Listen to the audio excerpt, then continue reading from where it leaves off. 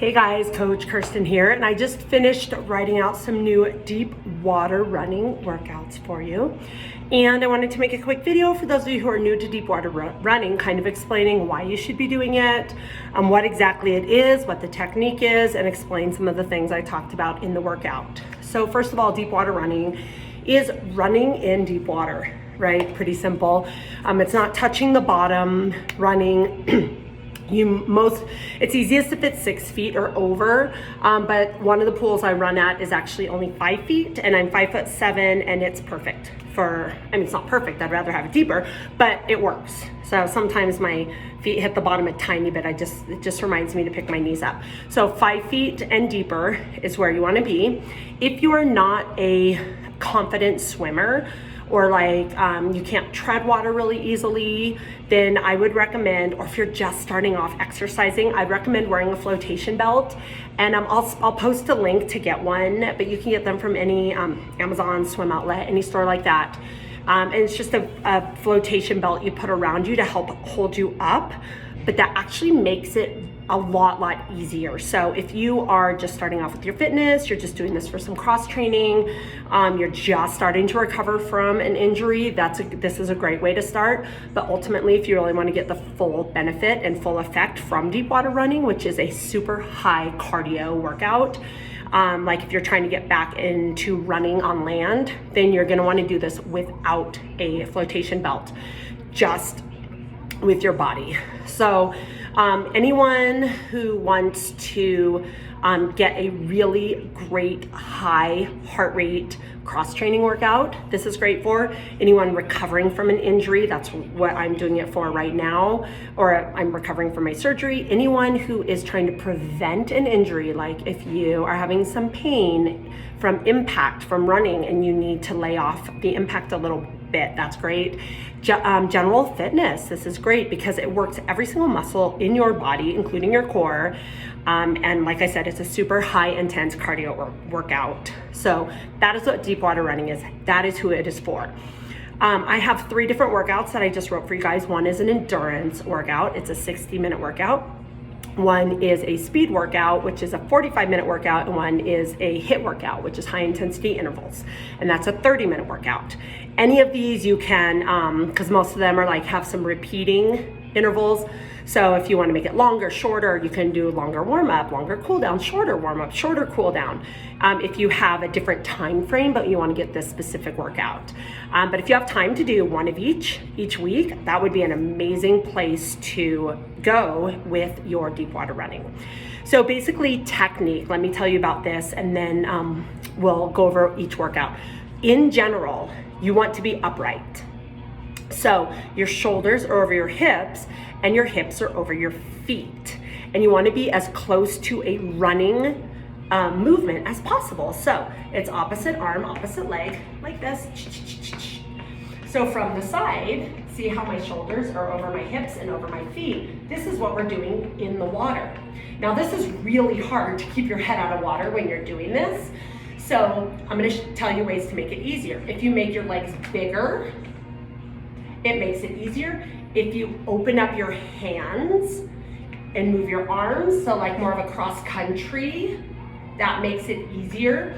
If your arms are wider or your legs are wider, so anywhere where you're bigger on the water, it makes it easier. So if you start getting really tired, your heart rate gets high, or you have a recovery, that's one way to do it. I also do just treading water for recovery if I need to really get my heart rate down. That's why I'm saying if you're not proficient in treading water or easily moving through the water, you might want to start with the flotation belt. So this is where I see the body position of the majority of people that I see water running. Either they're leaning way forward like this, so they're kind of doing more of a doggy paddle thing with their legs in the back, or they're kicking their legs way out front and they're leaning back, kind of doing this. So you want your shoulders over your hips, like you're running. Fists are the hardest. When I'm trying to go really hard, I'll do either fists. Actually, that's not true. Straight arms is the hardest. If you're doing a straight arm run, soldier arms, that's gonna be the hardest because you have no help from your arms. If you wanna use your arms a little, fists are the hardest because you're not getting any help. If I need a little more help, I'll like paddle my hands kind of like this, and that makes it a little easier. Or if you bring your elbows out or hands on your hips, because these little wings kind of help you float a little bit. So those are ways to make it harder or easier, but you want to make sure you're upright. And you might want to have a friend, if you have a friend, like pop out of the water and say, okay, am I upright? Am I upright? Because like I said, most people, they're either here or here. And so it's not going to mimic running. You're still going to get a workout. It's going to make it easier because like I said, the more surface area that you have of your body on the water, it's like this, and this is easier than this. So I have 4 different ways, 5 actually if you count recovery, 5 different terms that we're using. The first one is just a run. You could use it for your warm up. If you really want to warm up, you could do like something big, some cross countries, stuff like that, just moving bigger, slower through the water. But for a regular warm up and a regular jog, regular water run, you're just doing this in the water. And like I said, this is really hard to keep your head above the water in deep water when you're doing this motion. That's why this makes it such a good workout and a good substitution for running. I have done lots of water running when coming back from an injury, and I end up racing as well as I would have before, just recovering with water running because it mimics my heart rate when I'm running. The only thing it obviously doesn't mimic is the impact, which is the great thing about water running. So just regular running is just like you're running, straight up and down.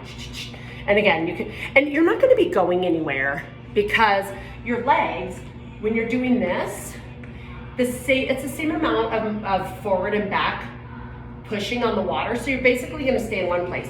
If you're moving forward, it's because you're using your hands and arms a little bit, which is fine. It doesn't matter. We're not counting laps. Oh, I'll talk about that in a minute, how you can track it. It's totally up to you.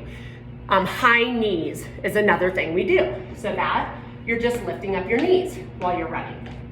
And on the high intensity interval, you're doing this as fast as you can. Boom, boom, boom, boom, boom. As fast as you can. And you want to pull your knees up as high as you can and drop your legs straight down. Butt kickers, opposite. Bringing your heel to your butt. Your knees are pointing straight down. Your feet are flexed. If you point your toes, it's going to be really hard to pull that through the water. And then you're probably going to end up doing more of this. So just heels up. And when you're doing that fast, it's as fast as you can. Whatever you want to do with your arms, this is hardest. This is next. This is next. This is big paddling or doing anything like this is going to make it easier. And then sprinting. So sprinting is just jogging, but as fast as you can. I like to do sprinting like this with my legs. If I want a big challenge and really crank up my heart rate, I'll do soldier arms with my sprint. So warm up is just regular running. You could do it slower or just at a regular pace. High knees, butt kickers, sprinting, and then easy or recovery. Like I said, you can do that cross country, you can do treading water. It depends on how hard I get my heart rate up. That's how I decide what I'm gonna do for my recovery. Final thing is, how do you track this?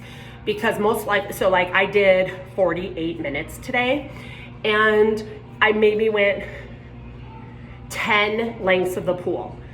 So 10 lengths of the pool is 250 meters. So that's like once around the track. So I did this for 48 minutes and it was really hard. So I'm not gonna count it as a quarter mile. That's not how I roll. I wanna give myself a little more credit than that. So I use intensity. So overall, my intensity for my 48 minutes was what the intensity I would have with an interval run for 48 minutes that averaged about 12 miles per hour. That's not true, that's really fast.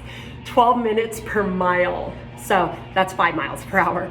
12 minutes per mile is what I associate the overall effort that I did today with my workout. Because at my high efforts, when my heart rate was cranked and I was doing sprints, my high knees and my butt kickers, and I was going, but that was only like a minute or 30 seconds at a time.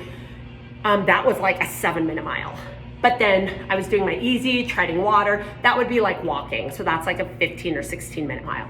So I averaged, for me, my overall effort was probably what I would average for like a 12-minute mile. Yeah, 12-minute mile, not 12 miles per hour, 12-minute mile. So in my 48 minutes, I'm gonna give myself 4 miles.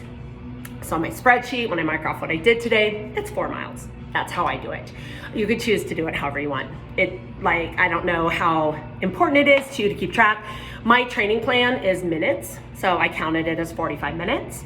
But I do like to keep a little spreadsheet, so I'm counting it as 4 miles. So that's how I do it. So if you have any questions about water running, if you want to video yourself, send it to me so I can tell you if you're in the right body position. If you have any questions like, how do I keep my head above water? Why is this so hard? Just ask. I will try to help as best I can. I've been doing water running as cross training and recovery from injury for 20 years. I used to teach water running classes, and I do water running with a lot of my athletes that I train. So I feel like I'm pretty experienced in the water running realm. So reach out if you have any questions at all, and I will see you guys soon. All right, bye.